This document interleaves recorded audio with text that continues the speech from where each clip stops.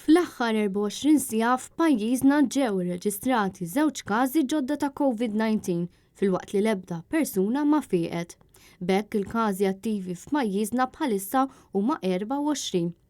Iż-żewġ każi ġodda li ħarġu bejn is-Sibt u l-Ħadd kienu minn fost 905 test li saru, ammont ta' testijiet li huwa anqas minn dak li aħna mdorrijin bih, hekk kif matul tmiem il-ġimgħa hemm tendenza li l-persuni li jrikorru għat-test jonqsu.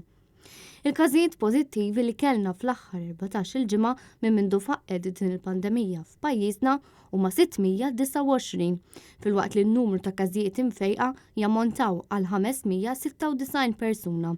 Sfortunatament sa issa tilfu ħajjithom 9 persuni kawża ta' dan il-virus.